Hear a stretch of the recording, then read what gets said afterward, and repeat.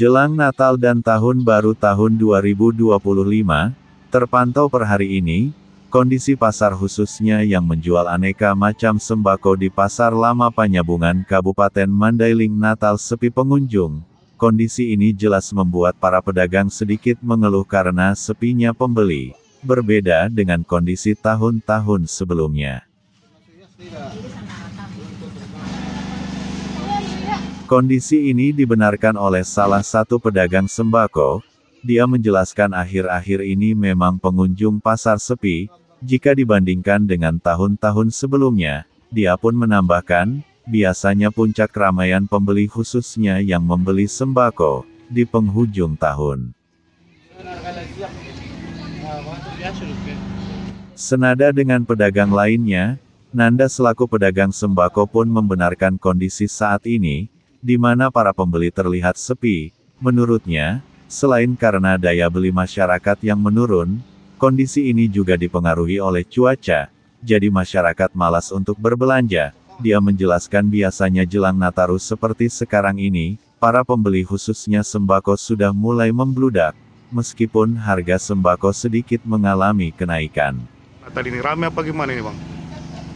Biasanya rame, tapi akhir-akhir ini sepi dia, Bang. Sepi. Ya. Itu nanti puncak keramaiannya, Bang, mau tanggal berapa itu? Mungkin menjelang tahun baru lah, Bang. Tahun baru. Untuk harga sendiri, Bang, apa yang naik ini, Bang, saat ini, Bang? Yang saat ini yang naik paling telur, cabai, tapi kadang nggak menentu dia, Bang. Kadang dia tiba-tiba turun, tiba-tiba naik, gitu, Bang. Untuk harga bawang sendiri, Bang? Bawang naik-naik sedikit lah, Bang. Minyak makan? Minyak makan naik-naik 1.000-2.000 lah, Bang. Itu apa itu penyebabnya itu, Bang? Mungkin faktor cuaca juga, Bang. Oh, faktor cuaca Iya. gitu, Bang, ya. Namun untuk saat ini, kalau untuk pengunjung pasar masih sepi, Bang, ya? Dia masih sepi, Bang. Dia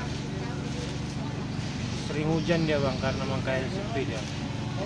Gitu, Bang. Jadi biasanya dalam satu hari gimana itu, Bang? Menurun apa gimana, Bang? Drastis nggak menurunnya? Drastis, Bang, karena sepi di akhir-akhir ini, Bang. Harga makin naik dia, Bang. Jadi orang pun Daya belinya kurang ya? daya belinya kurang, Bang. Oh iya. Nah sekarang? Ya ini sekarang 28. Berarti kurang? Iya kurang. Oh, Menurun itu. harganya? Menurun harganya. Biasanya berapa kilo Bapak beli? Biasanya cuma 2 kilo 2 hari. Untuk 2 hari? Iya. Berarti sekali 2 hari Bapak ke sini ya? 2 hari pasang. Nah jadi yang naik selain cabai?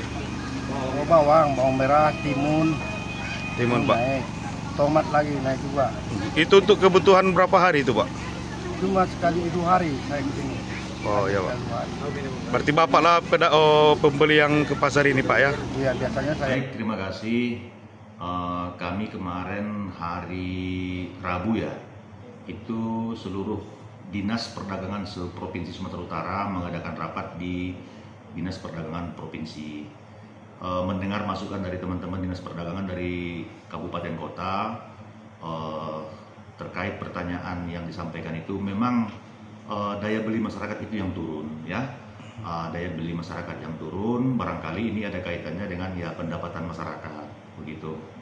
Sehingga pasar ya barangkali terlihat sepi atau kurang bergairah, ya karena memang daya belinya turun gitu. Sehingga masyarakat mungkin ya berpikir kan untuk pergi ke pasar gitu, katakanlah untuk belanja, karena memang daya belinya yang menurun gitu.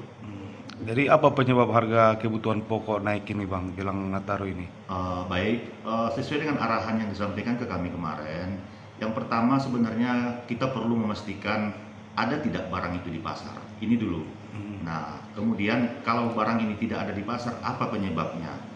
Apakah ada penyebabnya karena pendistribusian atau pengangkutan yang mempengaruhinya sehingga mungkin barang di pasar itu tidak ada, atau memang tidak ada produksi terhadap barang itu. Nah, kemudian terjadi kenaikan harga menjelang Natal dan Tahun Baru. Nah, ini juga harus kita lihat secara komprehensif apa yang menyebabkan barang ini naik.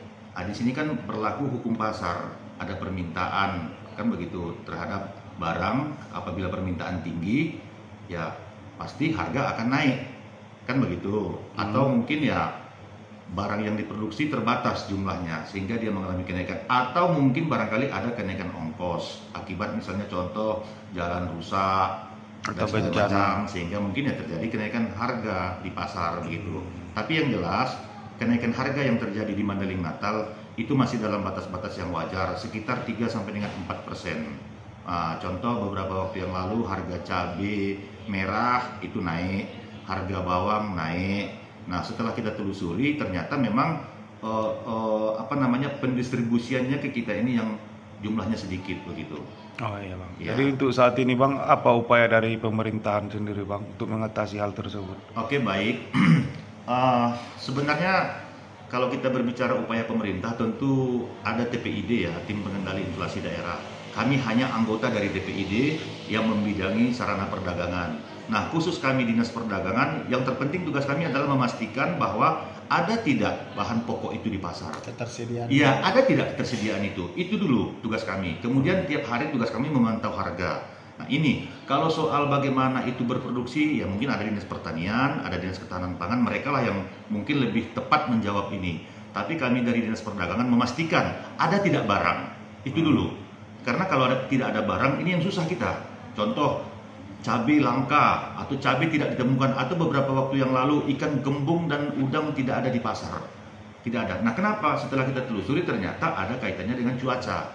Terjadi badai misalnya, sehingga nelayan tidak melakukan penangkapan dan barang itu tidak ditemukan di pasaran. Nah, ini kalau kami dari Dinas Perdagangan tugasnya adalah pertama memantau stabilisasi harga, kemudian yang kedua memastikan ada tidak komoditi atau komoditas itu di pasar. Ini yang tugas kami. Begitu. Oke, makasih bang.